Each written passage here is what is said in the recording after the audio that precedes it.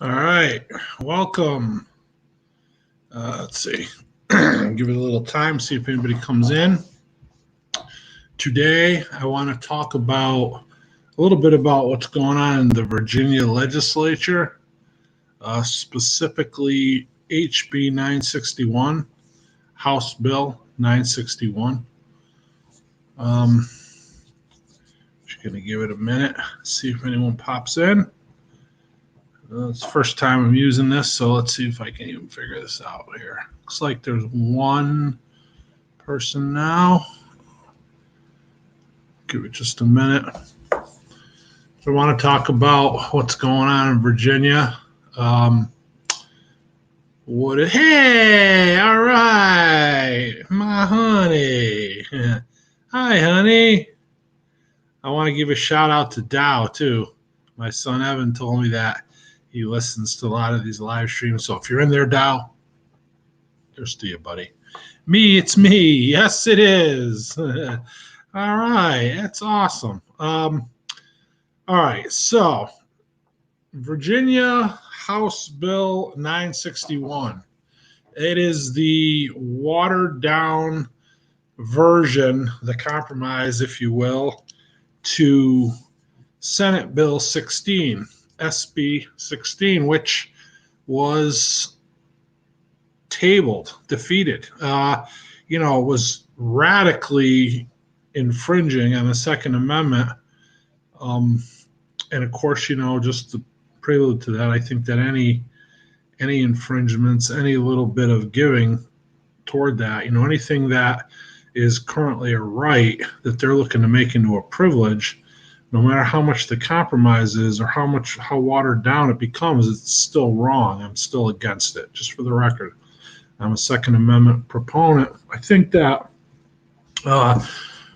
what's happening here, today, I'm seeing some channels this morning, they had a vote on HB 961. So last week was the crossover deadline, and it went to the Senate. So it cleared the House, of course, no problem. It went to the Senate. And the outcome of that was they voted to table it, just to hold it back until 2021, until next year's session. So we're seeing a lot of people come forward and say, hey, that's a victory, which I suppose, it is a victory, but it's a battle victory, not the war victory, right? The war goes on. So this is not the time to get complacent. This is not the time to, feel like we have this huge victory and we can just sit back now. Also, I saw yesterday Amanda Chase, who's a senator, Republican senator in Virginia, was going to have a press conference at 2:00. Now it's 2:30 now, so just before I logged onto the stream, I hadn't seen anything from her, so she might still be in that, but I'm waiting for it to come to a video or whatever. But I believe what she's going to do, she said she had an announcement to make. Now, she's talked about enacting some kind of, I don't know if it would be legislation or some kind of act to recall Governor Northam. And I don't know how realistic that is or how that works. So I'm not going to pretend I know, because I don't. But I think it's good that they're talking about it. I think it's good that we got a senator standing up, on the floor and standing up publicly and saying that she's for the recall of Governor Northam. Now, she claimed that today she was going to have a big announcement at 2:00. And so maybe by the time the stream ends, we'll have some news on that. But I believe, hey, Pastor Toller, how are you, sir? How are you? Good to see you. And so anyway, I believe two things. Either she's made some headway with that recall, and that's what the announcement's going to be, or there's an action on that, or something to do with the recall. Or more likely, I believe she's going to announce her candidacy for governor. And again, that's Amanda Chase. And I think that, anybody would be better than Northam. Well, almost anybody. But certainly Senator Chase has conservative values that represent a large portion of the state, I think she'd have a good chance, and I think that she'd make a good governor, judging by her statements and her stances on these issues that have been playing out in Virginia so far. And actually, she's publicly standing up and making these statements, so she's putting herself out there. So that's something to watch. So I'm gonna be curious to see exactly what that announcement is. I believe, if I was a betting man, which I'm not, I would believe she's going to announce her candidacy for governor, which I believe is a positive thing. I believe is a good thing. This HB 961. So again, that's what came out of SB 16. That was just like radically infringement of the Second Amendment. It was assault right weapon ban. It included any handgun that had the capacity to carry more than 10 rounds. Not even that it did. So up in Connecticut, there's pretty restrictive gun laws as well. You have let's take any handgun, whatever, that takes different magazines. If you have a 10-round magazine in it, that is legal to carry. If you switch that 10-round magazine out and put a 12-round magazine in, that now becomes illegal to carry because the limit is 10 rounds. Well, in Virginia, they want to go one step further. They want to say if the gun has the capacity to take the larger mag, it would be illegal, which is ridiculous. And there's a whole bunch of other stuff that go with that. But again, that was tabled to next year. So that HB 961, it started as SB 16, and then it was so ridiculous that even they realized they couldn't pass that. So they watered it down, and it basically added a grandfather clause for the assault rifles, the AR-15s and stuff. And some people say that you still have to turn in your 30-round mags, but the way I read it, there's terms like transfer, transport, possession, sale. So you can't transport the AR-15 under HB 961. You wouldn't be allowed to put it in your car and bring it anywhere. You could never sell it. You could never buy one. So if you didn't already own one, you never would. But the possession term was not used in there. So although they are, for the magazines, so people are saying that you would have to turn in your 30-round magazines. Let's just say, I didn't read it that way, but I'm not a constitutional law expert. But the way that I read it, certain things contain that term that said possession of, and for that, the possession was left out. It was just transport, transfer, different things. So I believe that if you already own the 30-round mags, you could keep them. But again, I could be wrong about that. I could be misreading it. I'm not really sure. And again, I'm not an expert. But in any case, that not HB 961 was the compromise. It was the watered-down version. And so I believe it did pass the House. It was 40-something. It was close, but I think it passed by 4 votes. I don't want to quote it. I think it was 52 to 48 or something like that. But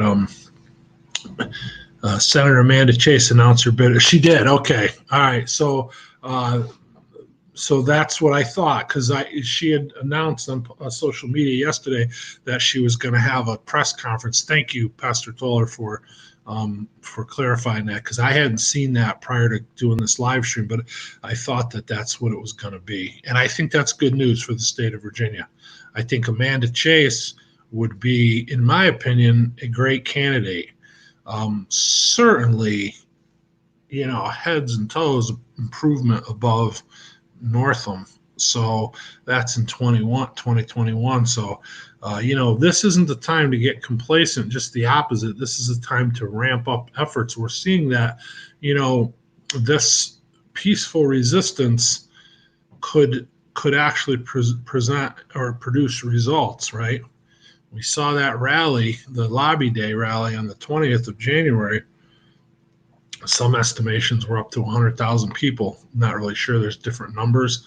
So in any case, there was a ton of people there, right?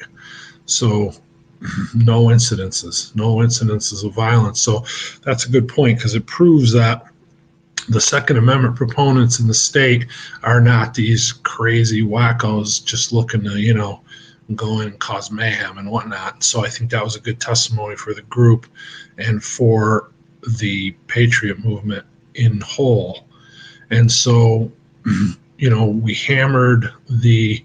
I'm currently working on a project out of state, so I wasn't able to go there, but I hammered every step of the way through that process, emails to all the committee members and to the representatives voting on these things, and I'm sure as did thousands of other people. And they ended up tabling that. So that HB 961. Now, there were other things. There's a red flag law that went through. I think that, and again, I could be mistaken about this too, but I believe that the red flag laws largely are contingent upon law enforcement's willingness to, how they respond, right? So somebody calls up, somebody has a bone against somebody else and says, hey, this guy's a nut, he's holding his wife and kids hostage, whatever they do. And the state police or the sheriff's department, we've seen it in New York, we've seen it in California, right? They rush in and people end up getting killed. I think that a lot of the jeopardy in that situation is how the police decide to handle it.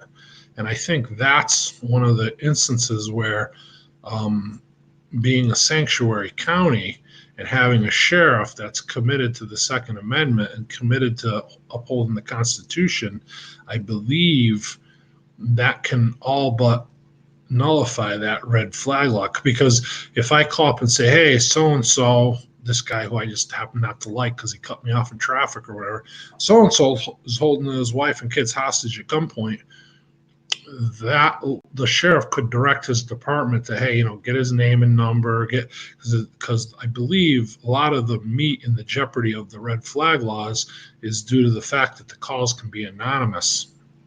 Because when they're anonymous, we have no responsibility to back up what we're claiming, and we have no liability if we're lying or making it up, right? So if the sheriff's department, let's just say, for instance, says, I don't care what the red flag laws say, somebody calls in, makes a threat against somebody like that, or a claim against somebody like that, I want their name. I want them to put their name on a complaint.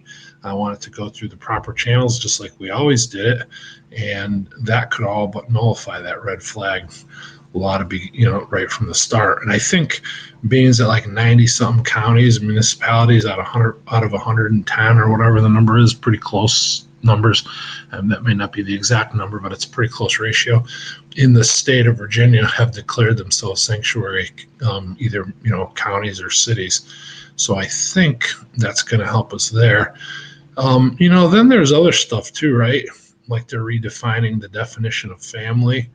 They're looking at, late term abortions. There's a lot of crazy stuff that people won't even get involved in. I think it's sad because I think even in Christian circles, we see people are willing to die in their front door to protect their Second Amendment, but they won't sit at their computer for 5 minutes and write their congressman or senator in opposition to some of these other crazy morality laws that are coming down the pike. But that's a whole nother video for another time. But this is definitely good what happened today. Two things that happened today. They tabled HB 961, but it's not gone. It's coming back in 2021.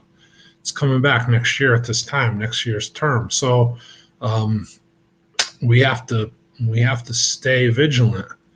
We have to, contact our representatives continuously. We have to oppose these things in a peaceful and orderly manner, as we have been doing. And we're seeing results there. The second positive thing, in my opinion, is Senator Amanda Chase announcing her bid for governor. And I think that's a good thing. I think we're, hopefully we're seeing the tables turn in Virginia.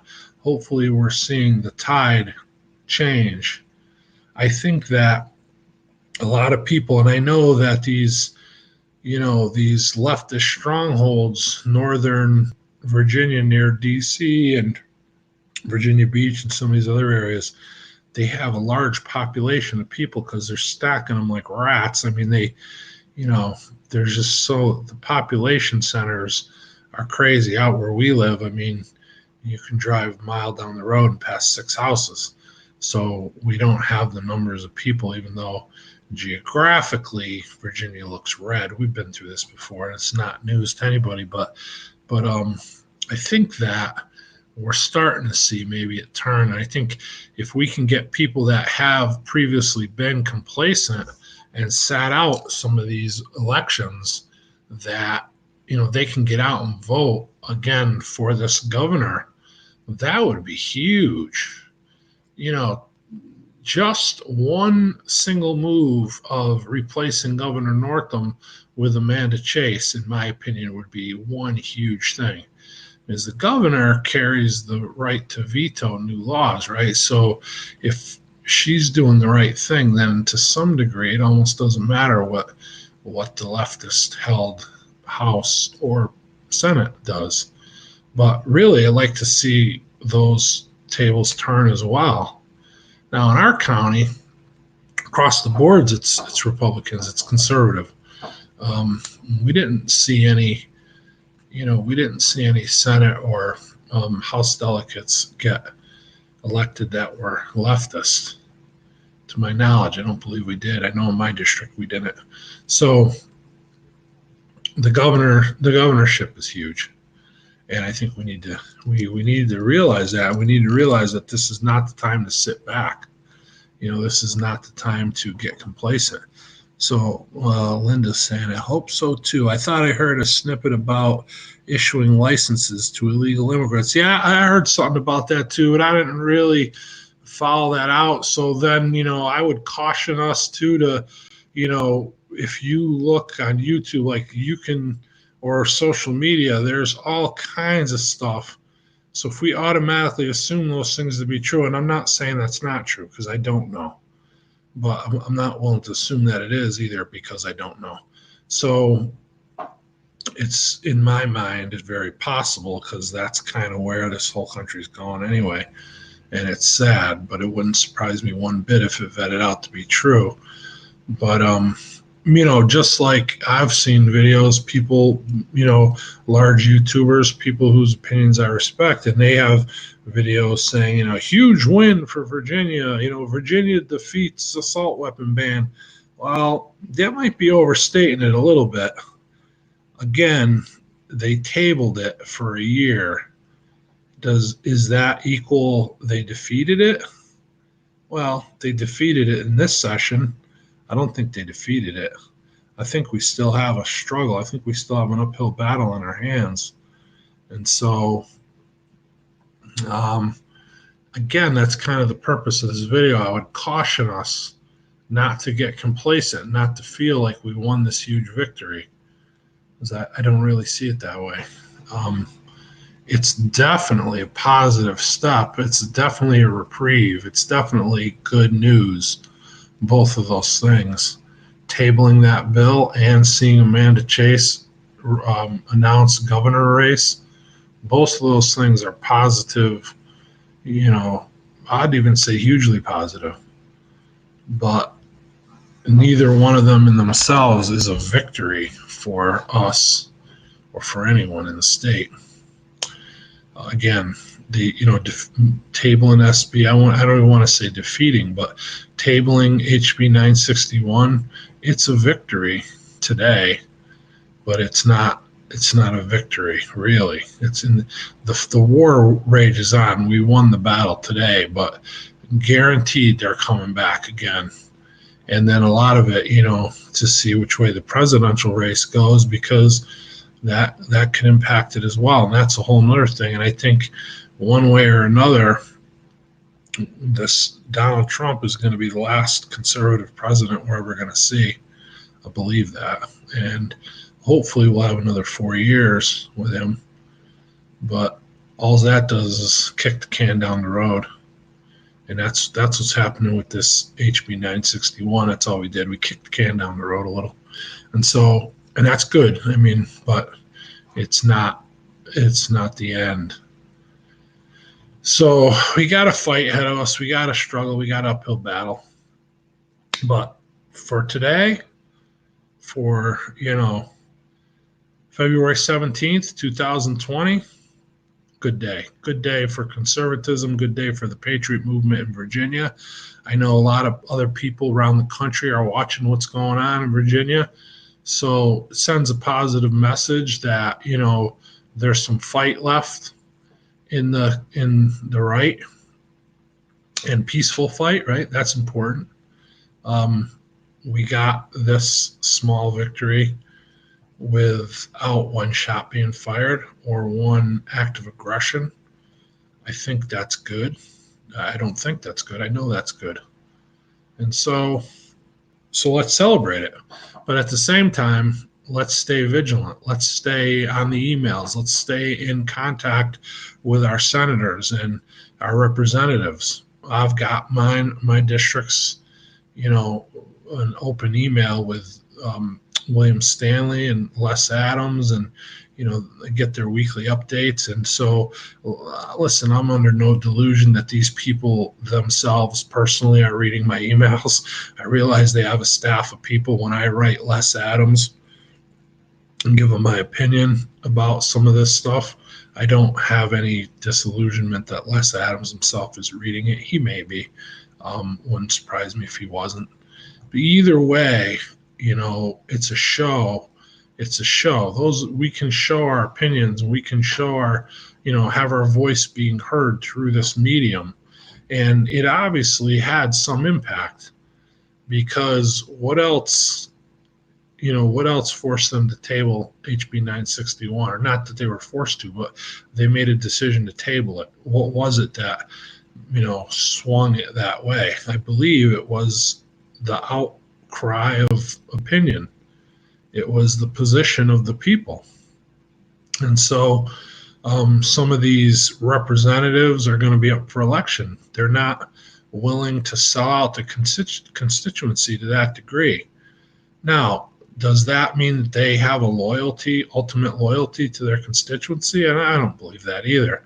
I think that given the right motivation, they would sell us out. And maybe it just wasn't there this time.